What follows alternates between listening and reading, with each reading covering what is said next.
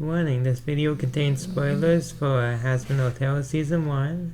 If you don't want them, then come back later. But for the people who do, let's enjoy. This looks fun. It's a medium, not a genre. It's not part-time, it's a lifetime. Hey guys, Baron is back, and Hazbin Hotel is a very interesting show to talk about, whether it comes to its origins, its characters, its story, and its world. But the thing I want to focus on is the songs, because I'm a music fan, I love music, and I can't stop emphasizing that. But this is going to be a review on the top 5 songs of the show's first season, at least in my opinion. And what can I say, the songs in this show are pretty enjoyable, and what I wouldn't really call all of them exceptional. There are definitely a lot more that stick out than others, and I want to highlight them here. But before we get to the 5, I would like to bring up 3 honorable mentions. One would happen to be A Loser Baby. It does a good job at establishing a connection between Angel Dust and Husk. There's been questions on whether this song feels satisfying in the context of Angel Dust, but I feel like it does a decent job at least adding some closure to the moment. And it's pretty catchy, and the singing is great, as I'll probably repeat a bunch of times in this video. Second is More Than Anything Reprise. I really like Charlie and Baggy's vocal chemistry on the song, and I feel like it makes it a really satisfying lead into the final events of the season. And yeah, it does a great job at that. And the third one is You Didn't Know. I thought the song was really well paced and helped really move things along in the heat of the moment, and it did a good job of revealing the characters and what more of their motivations are. What can I say? It's just in general just a really good song, with pacing, specifically with pacing. It does a really good job with that. And with that being said, time to move on to number 5.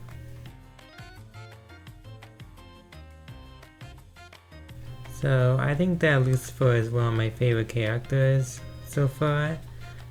He does a good job at having good charisma with the other characters. He can be funny in a way which is different than the other characters, which makes him stand out more. And I love his design. I find it funny how he's smaller than Charlie. I did not expect that, but he looks... I just really like his design stuff, and most importantly, he's a pretty great dad. And I'd honestly say, hell's greatest dad. So yeah, this song, I feel despite Alistair and Lucifer being at each other's throats, they have some pretty fun chemistry. This song is just full of so much energy, and I think it works really well with emphasizing both characters. This song is pretty funny. I don't want to go into visuals too much, but this is a visually funny song in particular, more than some of the other songs. But I just feel this song is just really fun, and it's just I feel you just can't turn it off once you put it on, and I feel that's a pretty good, if not a little specific, thing that a song can do. So going back to favorite characters, I think Carmilla might be up there. I mean, she doesn't get as much screen time as a bunch of other characters, but I feel her situation is endearing. She can be pretty intimidating, as this one scene at the end where she's helping Baggy, and then she plays this song. Yeah, I feel this song is one of the catchy songs, one of the catchiest songs in the show, and I feel the energy she provides, along with the musical score, the instrumentals I mean, I feel like it really helps like add to like the like action packedness, the like real standoff between two people just trying to learn more about themselves, more specifically Vaggie. But I feel like this song like does a great job of like highlighting Camilla's like understanding, her motherliness, I guess, and I feel like it really it just feels like really nice to hear. It just sounds really fun, and really it does work in the context of the scene, so that's really great. So I can like when a song can get a little diabolical. I do love Unholy by Sam Smith and Kim Petras. So this is there's a song that I feel goes into similar territory as that. And it was one of the first songs to be ever heard on the show. Yeah, despite hearing like the multiple songs that were made after, like 10 more songs released since this song was released, this song still like is one of my favorite ones, even like with the context that the song is in, which I already knew was gonna be a little disturbing. But I feel like there's been another song which has been like questioned to whether it feels like it can best suit the situation. I don't know like the best knowledge on the topic, but from my perspective it does feel like it fits like the corrupted mind that Angel Dust has from his experiences, and it just sounds really good. Blake does a really great job at like handling the emotion in the song. The song has a great hook, and I all I can say is that I feel like it just works with like the dark nature of the subject, and I'm glad it's here. So back to Camilla, in some case Vaggie.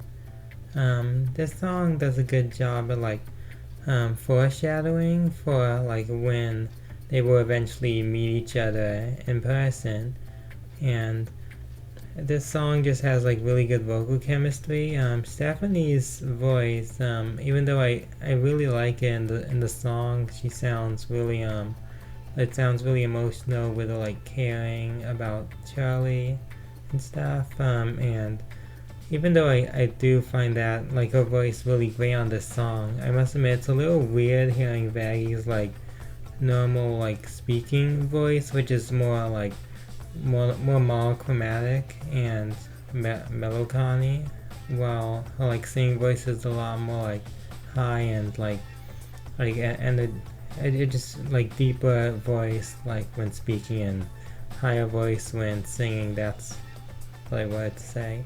And I feel like Camilla and Vaggie do a really good job of like harmonizing like their voices, and I feel like the connections are close enough that they can feel like they work together. And I mean, I think that was the point with how like the next like episode up ahead like goes into the similarities, the similar situations they're in. And I feel like this song was just like pretty well crafted and stuff, and it also sounds really great too.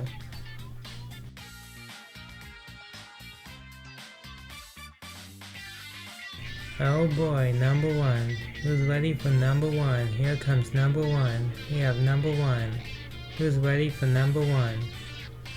Huh. I'm not hearing any audience response. No, just because the song is called Respectless doesn't mean you have to be respectless.